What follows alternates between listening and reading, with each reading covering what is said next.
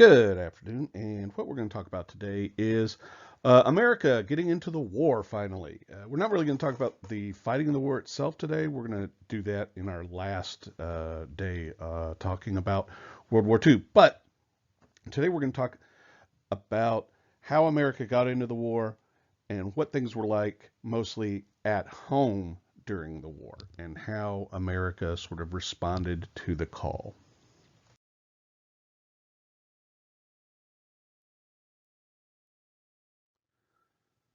So before the war began for the America, in 1939, when the war begins in Europe, America wants no part of it. Isolationism, it was the word of the day for the United States. We just didn't want to get involved.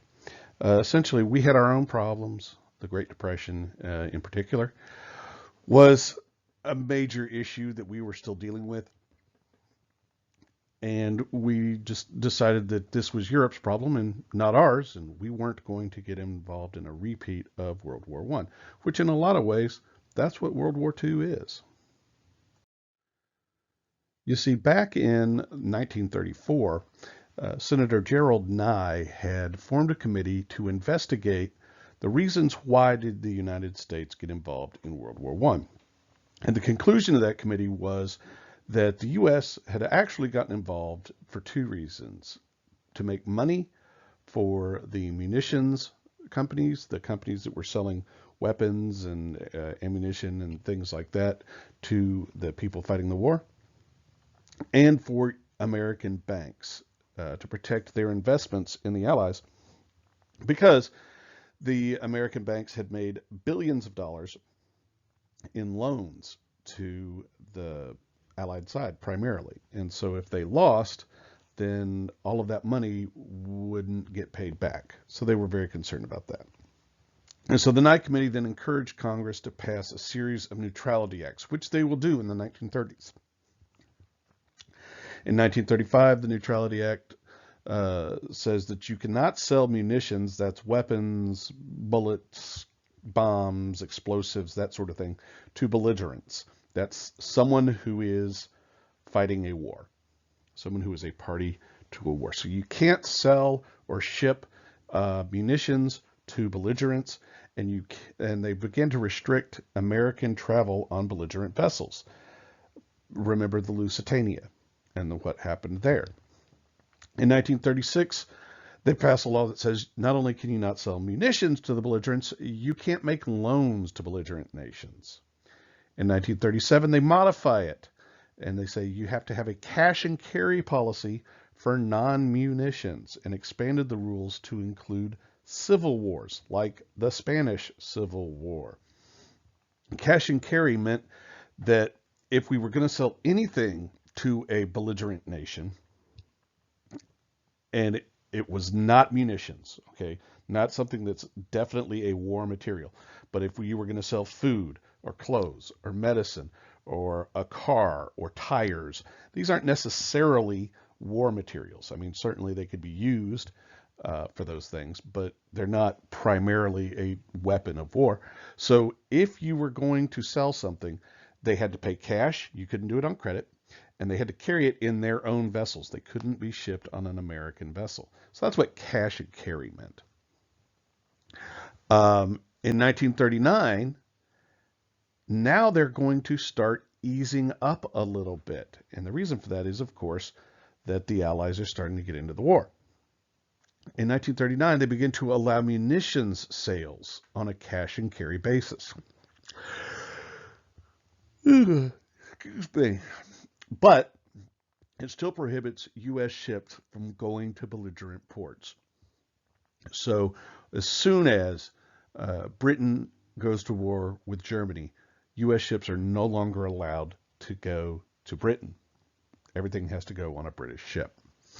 President FDR didn't really like the Neutrality Acts. He believed that it unfairly and unsafely tied his hands as president as far as what kind of help he could offer to these nations at war. But he went along with it, at least publicly, because it was very popular. Isolationism was very popular. One organization, and there were several, but the biggest is an organization known as the America First Committee, who were really, really opposed to the United States getting involved in the European War. And you see their logo there, and political cartoon that was in favor of them. Keep out of Europe, the people of the U.S. are screaming to Congress. Probably the most famous member of America First was the flyer Charles Lindbergh. This was the man who had flown across the Atlantic Ocean by himself for the very first time. Was a really famous guy back in the day. He will later change his mind. When the war begins, he's all in favor of the U.S. winning. Senator Gerald Nye, of course, of the Nye Committee was a member, and millions of other people were members, dues-paying members of the America First Committee, and they held rallies all over the country advocating America staying out of this European war. However, not everybody was an isolationist. Some people wanted to intervene. They wanted to get involved, and this is called interventionism. One group of people that wanted to intervene, especially after the German invasion of the Soviet Union in 1941, was a group known as the Popular Front. These are communist anti-fascist groups, and they absolutely wanted to get involved in the war, even before the war against the Soviet Union, because they were anti-fascist. The failure of appeasement is helping to feed interventionism as well. People start to see that appeasement just doesn't work. That just, well, we'll let them do that, what they're going to do over there, just doesn't work. After Germany invaded Poland in September of 1939, and Britain and France went to war with them, the majority of Americans, if asked, sided with the British and the French.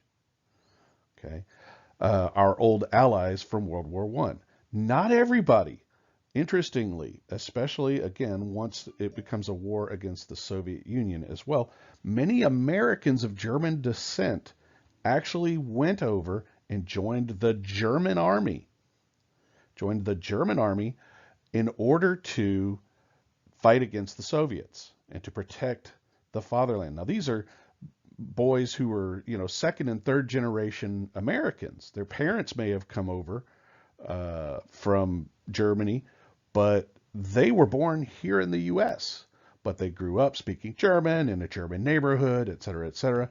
And so they wanted to go and fight to protect Germany. Some of them came from Texas. A lot of Germans in Texas, a lot of Germans all over the United States. And that's kind of an interesting factor when we talk about something that happens a little bit later on today. FDR begins to intervene by trading some old destroyers to Great Britain in exchange for military bases. This is the so-called destroyers for bases deal that takes place in 1939. And what it is a way of getting around the Neutrality Acts. We didn't sell them to them, we traded them, you see. It wasn't a sale, so it was okay. It was a way to get around the Neutrality Acts. In 1940, the United States will begin its first peacetime draft in American history.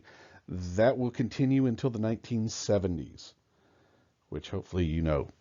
In January of 1941, FDR is inaugurated for his record third term after winning the 1940 election. He is inaugurated in January of 41, and he gives a speech known as the Four Freedoms speech, in which he says that there are four freedoms that everyone should enjoy, and that's freedom of speech, freedom of religion, freedom from want, and freedom from fear. And he says that the war is being fought to defend democracy. So it's not a war for the fat cats who own gun factories. No. This is a war to protect democracy, is what FDR is saying. In 1941, the United States will pass the first Lend-Lease Act. This gives the U.S. government, the executive branch, basically FDR, the power to lend military supplies to countries deemed vital to the United States' security.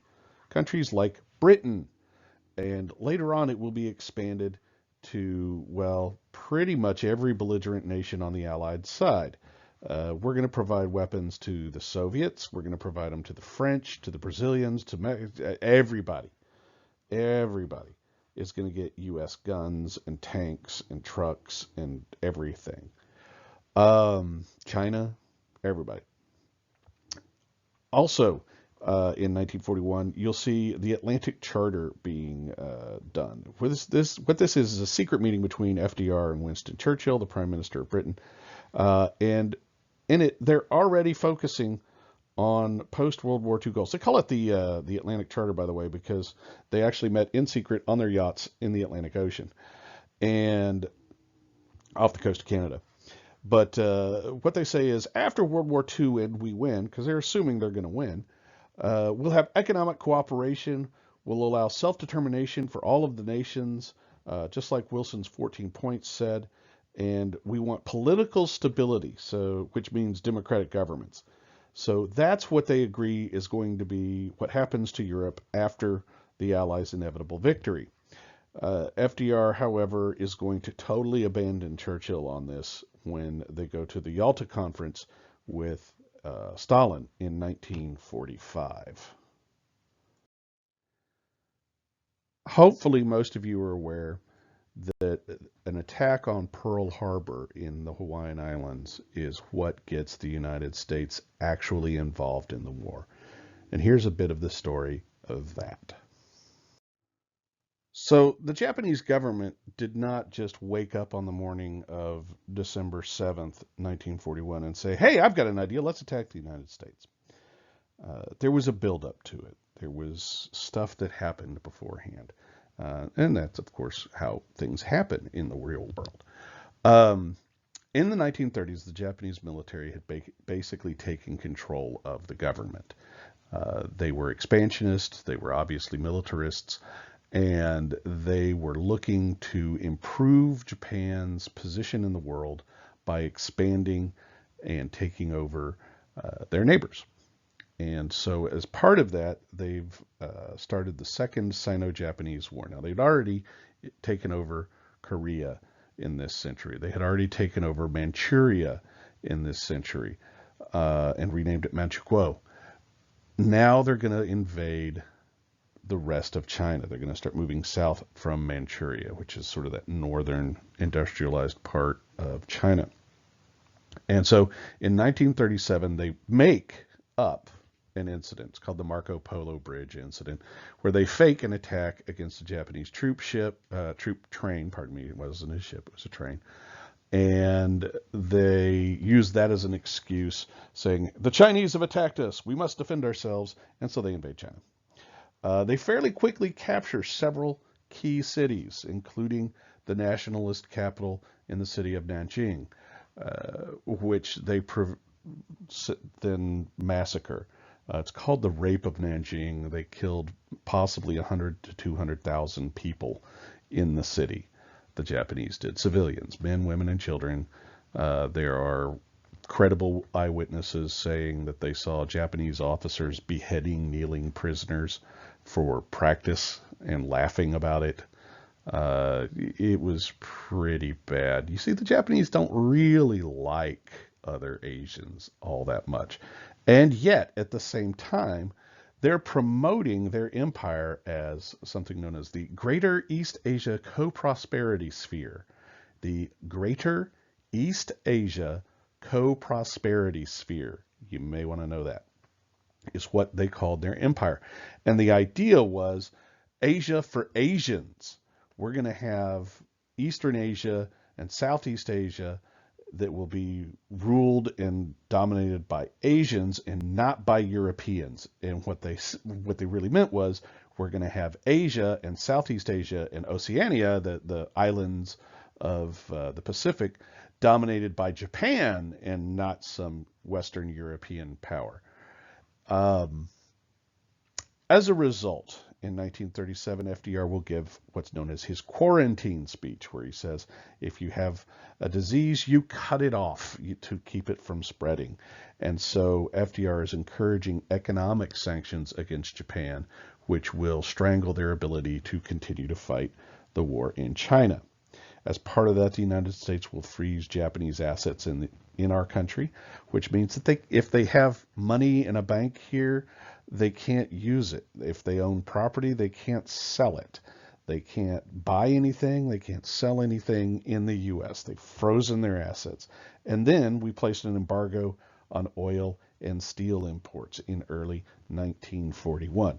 Now, Japan has to have oil. They don't have any naturally. So they have got to find a source of oil. They know that going and grabbing oil from the two places where it is nearby, which belong to the Dutch and the British, is going to provoke a war with us. And so they start making a plan to start a war.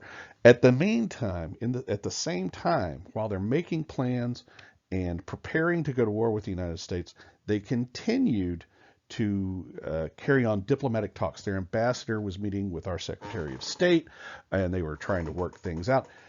To his credit, the ambassador to the United States, whose name escapes me at the moment, it's not terribly important for y'all to know it, but the ambassador to the United States did not know about the plan to attack Pearl Harbor. He knew that tensions were mounting. He knew things were getting bad. He knew that his government was considering a war against the United States, but he had no idea that they already had a plan in motion and that they already had set sail when he went to talk to the U.S. Secretary of State. He asked for a meeting with him on the morning of December 7th, 1941.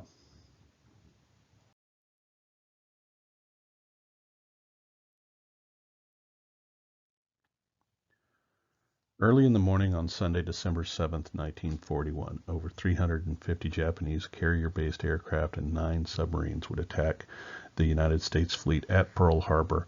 No declaration of war had been made. They had complete surprise. They had arrived not far, relatively speaking, from Hawaii with no one the wiser. They damaged or sank 8 battleships, one of their primary targets, 3 cruisers and 5 smaller ships. They destroyed 188 American aircraft, mostly on the ground. They never got them into the air. 2,403 Americans were killed. Technically, all of them non-combatants, although most of them were military. But since there was no state of war, they were non-combatant at the time. There were almost 1,200 additional wounded. The Japanese lost 29 planes and 5 midget subs, some 65 men. One Japanese pilot was captured when his aircraft was forced down. Still, the Japanese missed all the U.S. carriers, which were a secondary target. None of them were at Pearl Harbor on the day of the attack. They also failed to hit another secondary target, the fuel tanks, the main fuel supply for the U.S. fleet, which would have made it impossible for our fleet to go anywhere had they destroyed all of that. Yamamoto, the man who planned it, supposedly said after the attack that I fear we have awakened a sleeping giant and filled him with a terrible resolve. Yamamoto had never really been in favor of going to war with America. He was doing his duty as a member of the Japanese military. He was also under some threat with the Japanese military running, in particular the army, running the government. There had been assassinations of people who had spoken out against their rule, and so he was a bit afraid for his life and the lives of his family. The next morning, December 8th, FDR requested a declaration of war against the Empire of Japan to a joint session of Congress, addressing a joint session of Congress. All but one member of Congress voted yes. The one that voted against it, her name was Jeannette Rankin. She had been a congresswoman in 1917, and she had voted against taking part in World War I. She was a dedicated pacifist. I think she was wrong in this case, but I do very much admire her guts in standing up to literally the entire U.S. Congress and saying, no, war is not right. Germany, 3 days later, in compliance with the Tripartite Pact of 1940, which was a mutual defense treaty between Germany, Italy, and Japan, will declare war on the United States on December 11th. Italy will do it the same day as well. And now the United States is in the war. This photograph was taken by a Japanese aircraft during the attack. It was recovered after the war in the Japanese military archives. In the center, you can see Ford Island. Along the far side, you can see what was known as Battleship Row, where the big battleships were all lined up in a row. That's how they kept them in harbor. You can see NAS Ford Island in the foreground. You can see other aircraft flying around. Those are all Japanese. You can see in the back, up towards the top, those large white objects. Those are fuel tanks. That is the primary fuel supply for the entire U.S. Pacific Fleet.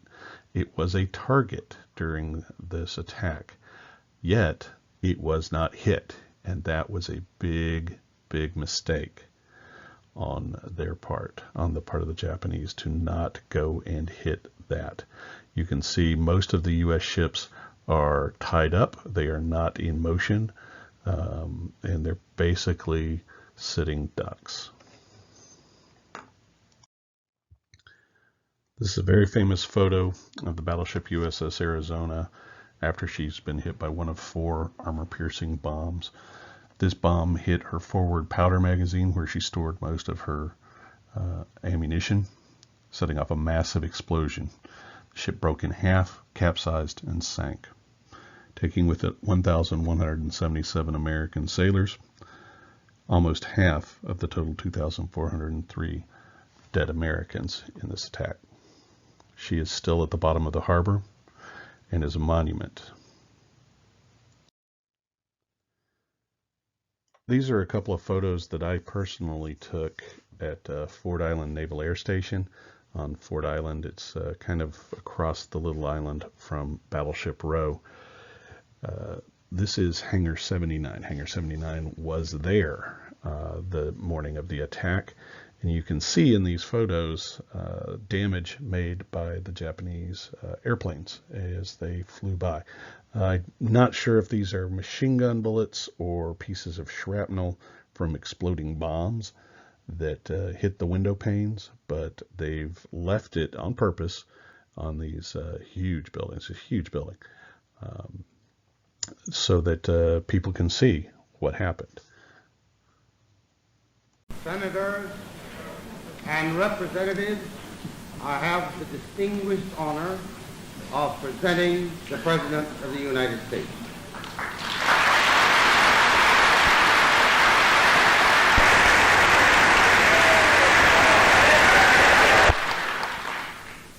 Mr. Vice President, Mr. Speaker, members of the Senate, of the House of Representatives,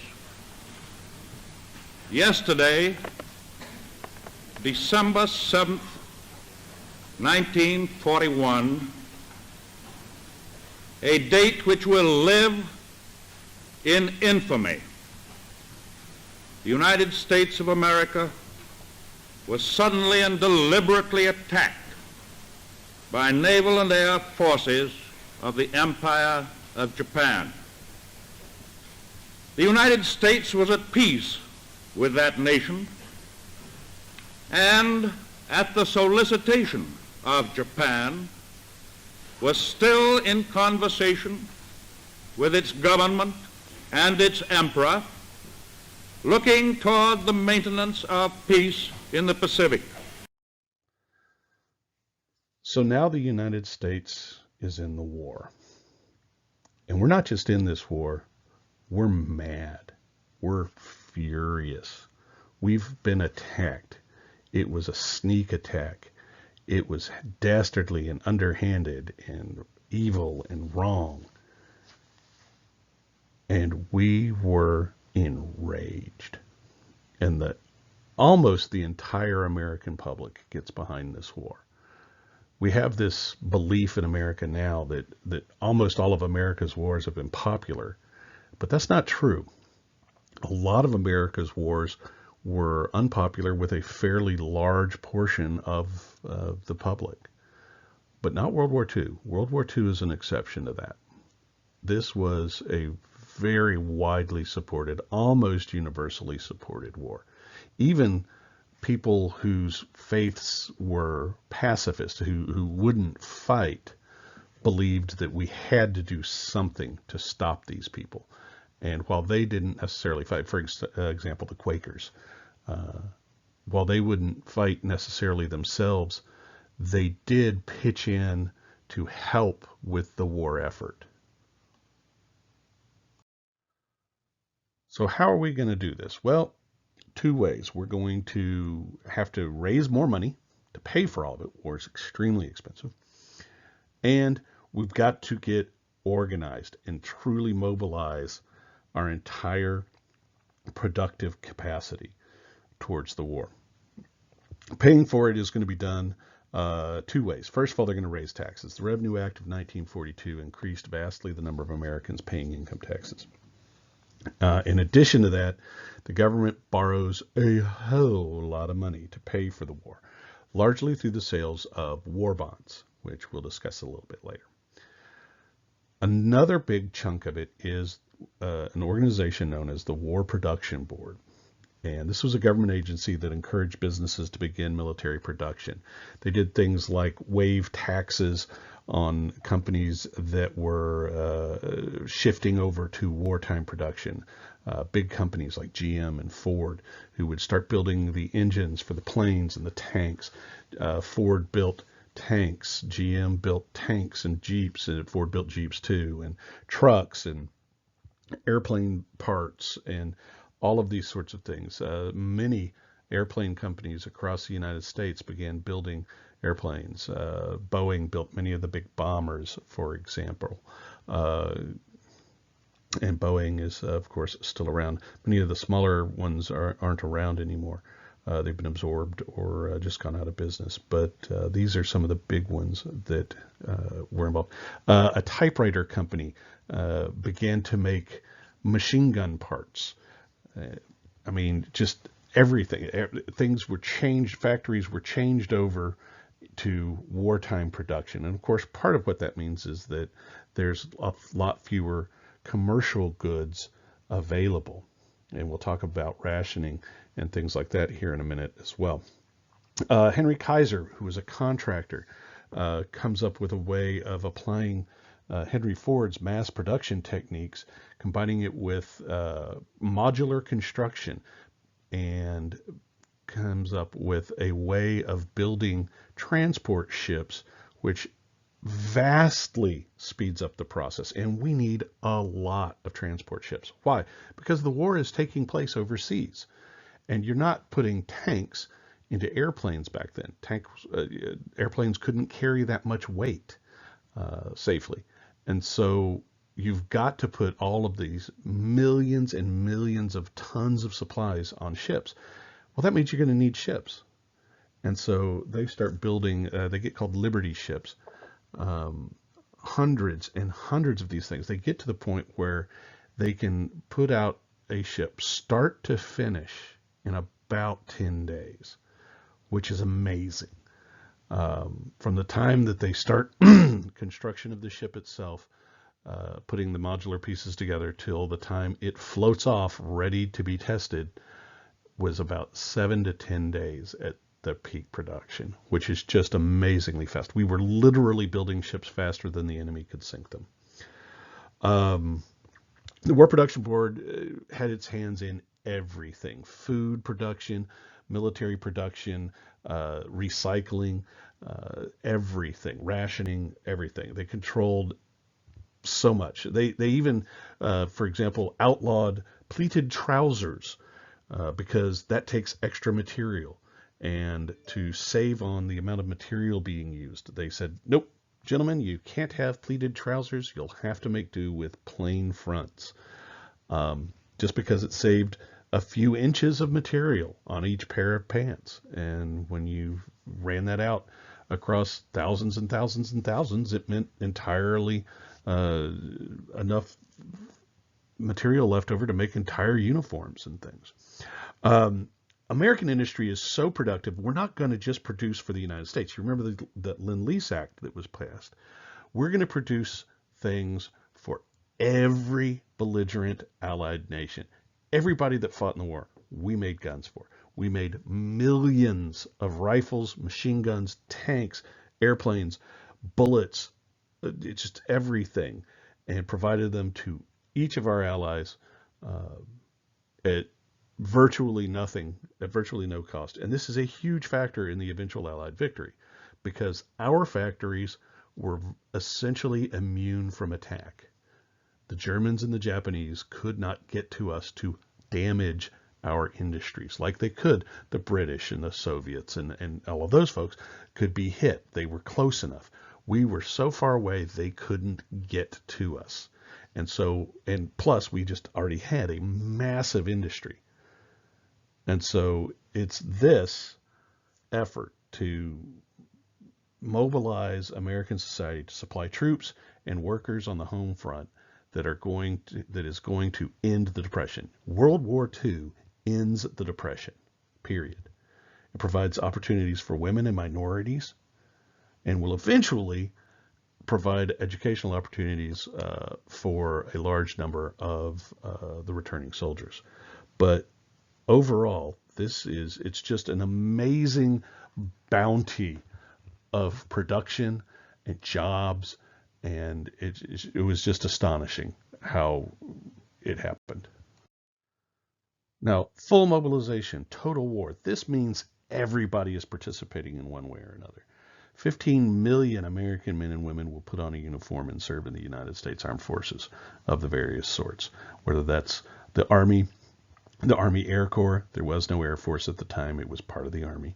The Navy, the Marines, the Coast Guard, the women's auxiliaries to these. There were lots and lots of different smaller services and things, and men and women both participated. Obviously, mostly men, especially combatant.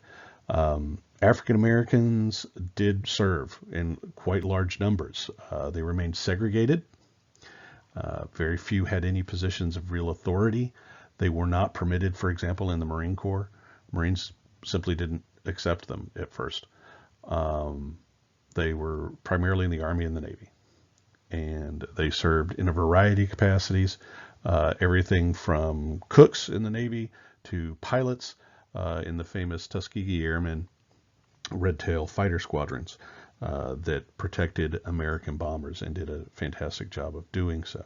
Native Americans played an instrumental role, particularly in the Pacific. They were the famous code talkers. These were Navajo, who their language is not related to any other language in the world. There's maybe a handful of non-Navajo at the time who spoke that language, and virtually nobody outside the United States spoke it. And so what they did was they had the Navajo, they trained Navajo Marines who were of Navajo descent to operate radios. And they could just talk to each other in their language instead of having to try to take a message, put it into code, send it in code, get the message, decode it, and then get the message to the people you were talking to. They could simply talk to one another, and it was an unbreakable code because the words made no sense to anyone who didn't speak Navajo. This was so secret that supposedly each of the code talkers was assigned a watchdog, and that watchdog's job was to prevent them from being captured, as in, if it looks like they're going to be, kill them yourself. It was so secret that it wasn't revealed until more than 20 years after the war what they were doing. About 33,000 Japanese Americans are going to serve in the Army in Europe. Only in Europe. Obviously, they don't want to put them in the Pacific, where they would be fighting against other Japanese. Why?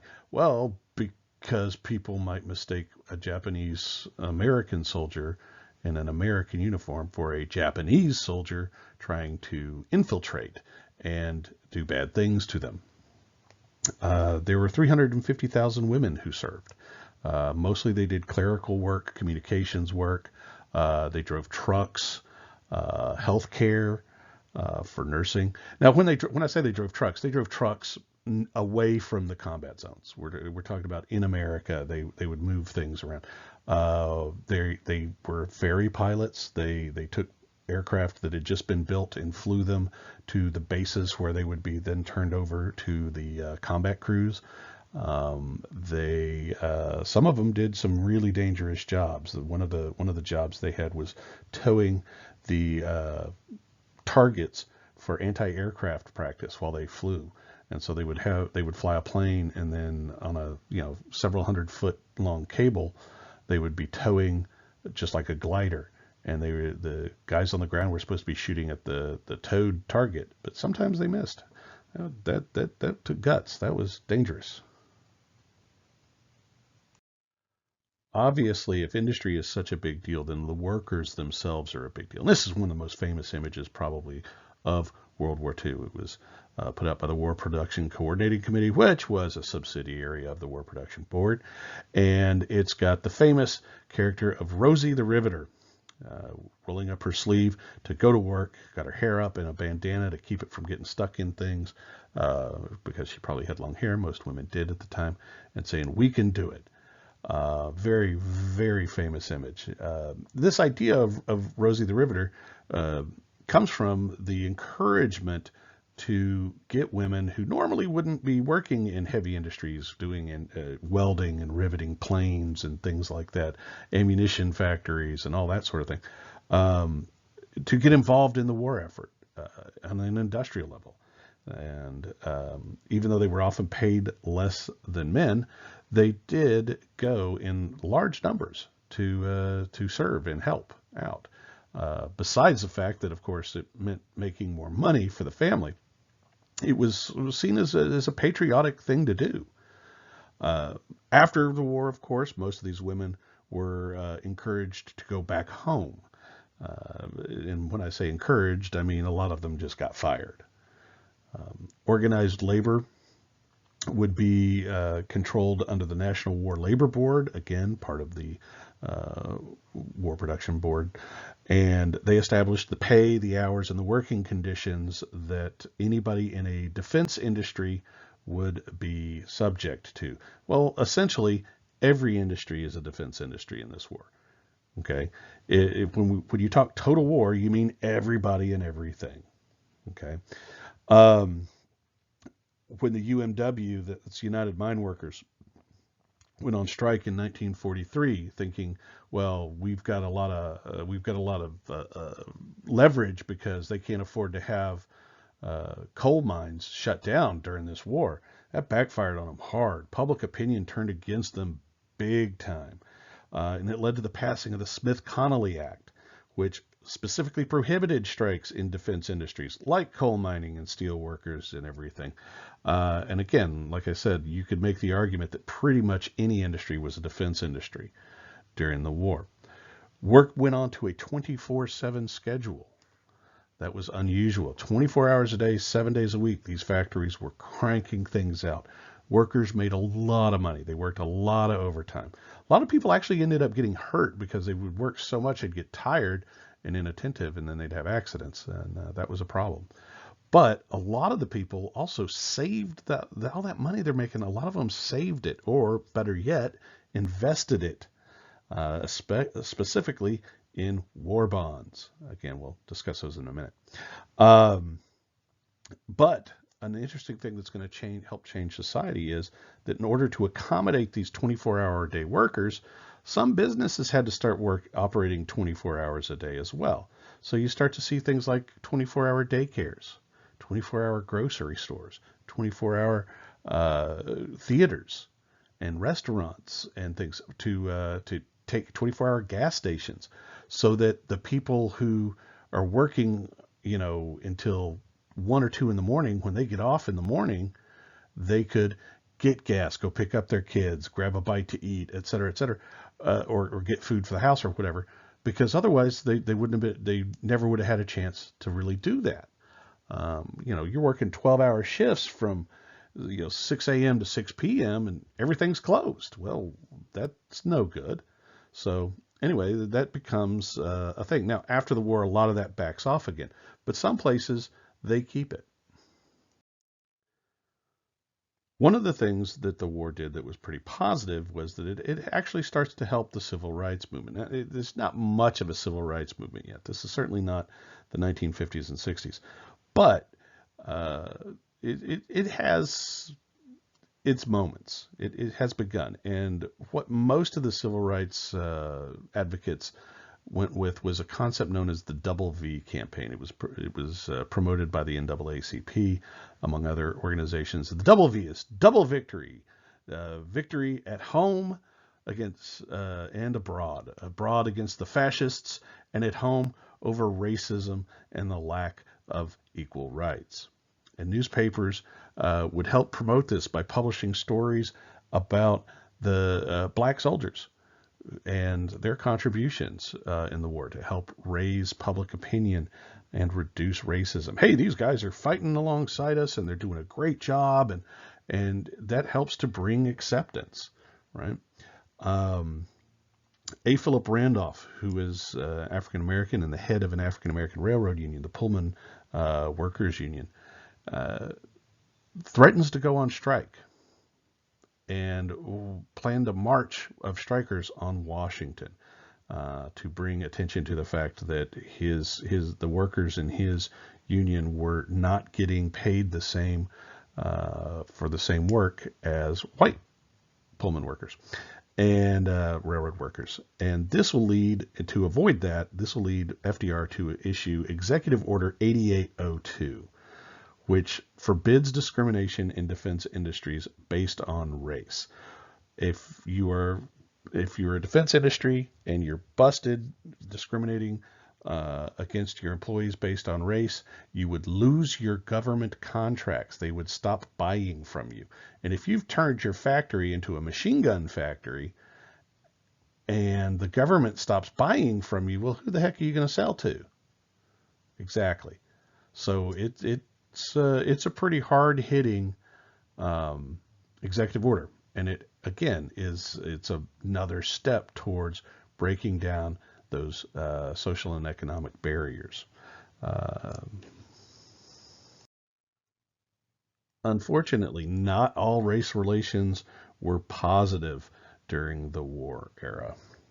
The worst, and this is one of the worst things that really has, I think, has ever happened in American history, as far as just a flat-out attack on the rights of innocent people simply because of their race, is the Japanese internment. And what happens is, in 1942, the government will issue, or FDR will issue, Executive Order 9066. And it's not a law, it's an executive order. And it forced the removal of Japanese Americans on the West Coast to relocation camps. These are basically concentration camps. Not concentration camps like the Nazis where they're going to be worked to death, but these are primitive, thrown up in the middle of nowhere, barbed wire fences, very little in the way of comforts. Some of them didn't even have running water. Most of the buildings were made very cheaply, and they had lots of gaps in the walls and things, so they were cold in the winter and hot in the summer. They were terrible, and they're basically prisons. And they took all of these people, thousands of them, and forced them to live in relocation camps.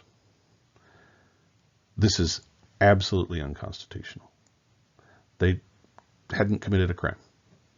They had not been convicted of any crime, which we have a right to what's called the due process of law, and they weren't given it. Theoretically, it's to prevent espionage, spying, and sabotage. And there was a concern about that, and it was a valid concern, as there were Japanese spies and saboteurs living in the United States. But the vast majority of these people were loyal. A lot of them, or most of them, are going to lose their homes and their businesses because put in these camps, they can't work. They can't earn money to pay their mortgages or to pay for any equipment that they may have bought or whatever, and all of that. 2/3 of the people that were affected by it weren't even Japanese. They were American. They were Nisei is the term. That means that they were of Japanese descent, but born here in the United States, just as natural born citizens of the United States as anybody could be. So why the Japanese? Racism. It's pretty much that simple.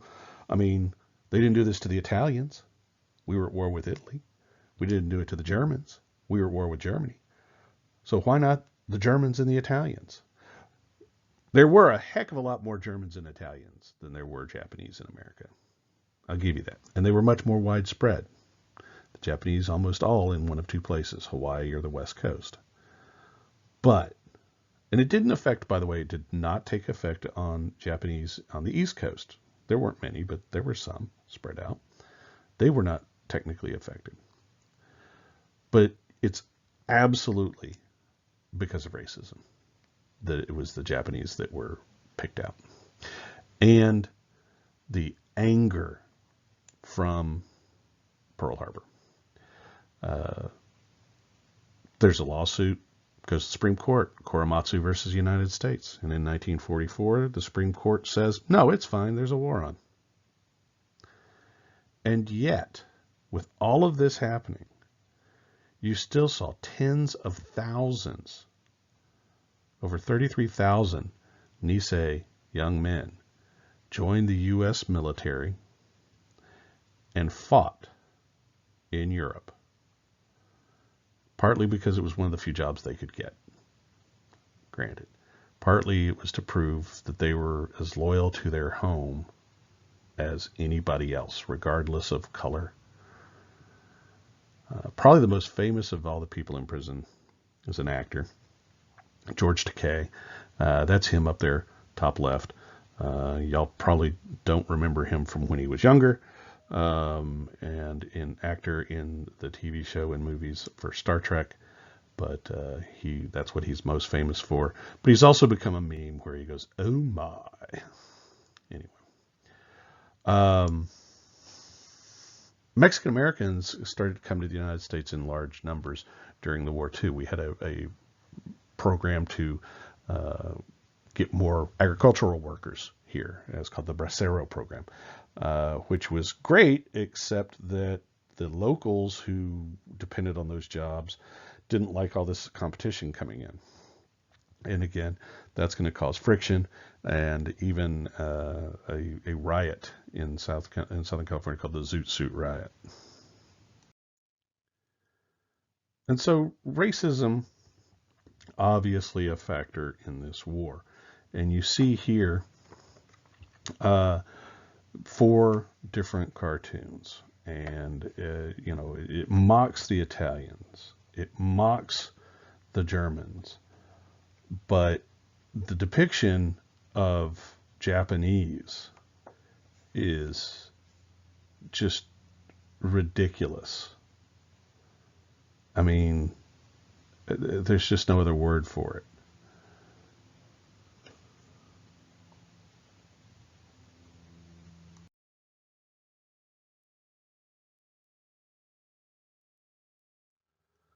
So once again, for America, this and for really everybody that got involved, the major nations at any rate, this was a total war, and it was going to go on, as they put it, for the duration. Everybody got involved. I mean, Hollywood got involved. They made films about why we fight, and they made movies to raise morale and to point out problems and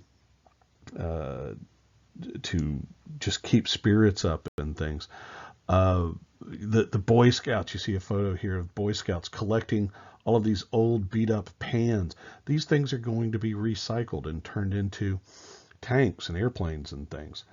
Americans helped out in all kinds of ways through recycling, through building victory gardens, which was where you tore up your backyard or your front yard and you planted gardens so that you could help grow your own food, which meant that more of the food being grown on the big farms could be sent to feed the soldiers. The people, they put rationing into effect. You could only get certain amounts of a lot of things. Gasoline was in short supply. Meat, sugar, bread, fats like oil or butter, eggs, cheese, I mean, just everything. Um, they put and again, a lot of that came from the War Production Board. So everybody got put on rationing. So there was a lot of pressure to participate. If you complained, everybody'd be like, "What's wrong with you? Don't you know there's a war on? What are you crying about? You're not over there getting killed." Popular culture promoted the war effort.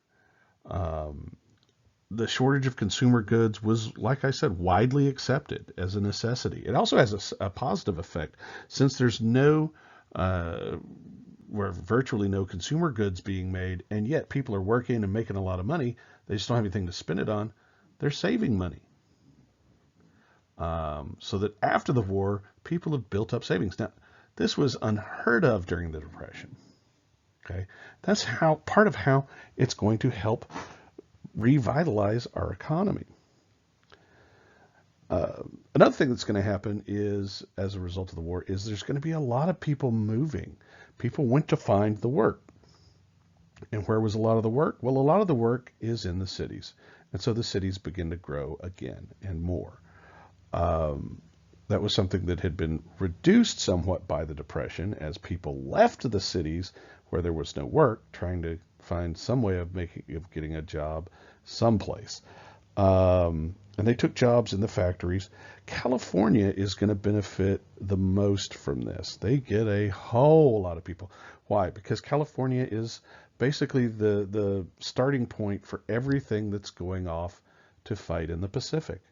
And so they start building things there in California. Airplanes and ships and just all the stuff that the Army and the Marines and the Navy needed. They started making it in California, and millions of people moved to California, and California's population skyrockets once again. One of the things that was pervasive in American society as part of this total war was posters. They put posters and ads everywhere, and they had all sorts of slogans and ideas in them, pushing the acceptance of rationing and investing by buying war bonds and enlisting to fight, and admonitions against doing things that would hurt the war effort, like loose lips might sink ships. You could accidentally mention something and an enemy spy could hear you and they could pass that information on and it could cost us to lose ships. He needs more than guts. Keep him fighting with your junk. Man the guns. Join the Navy. We'll have lots to eat this winter, won't we, Mother? Grow your own, can your own. This was Victory Gardens. Grow your own food, can it yourself, and have plenty of food. Keep us flying. Buy war bonds. African American being shown there. When you ride, this is one of my favorites. When you ride alone, you ride with Hitler. Join a car sharing club today. That was to save gas. Just a bit more here. We've got Mickey Mouse getting involved. We've got Bugs Bunny selling war bonds. We've got Superman knocking out the Axis. He and Batman and Robin are throwing things and knocking out the Axis. You got Captain America punching Hitler. Yes! Nothing like Cap smacking a Nazi. You've got movies like Destination Tokyo being made with big Hollywood stars. Cary Grant. In wartime films, and Casablanca, one of the best films ever made. If you ever have the chance to see it, you absolutely should. I always show it to my film students, starring Humphrey Bogart and Ingrid Bergman, and it's just a great film. But all of these things, popular culture getting involved in helping to fight the war. Total war, everybody's involved. And I think that's going to do it for today. Next up, we're going to talk about the actual fighting parts of the war. We're going to talk about some of the battles and a lot of the leaders and heck, even atomic weapons. Oh my. We'll see you then.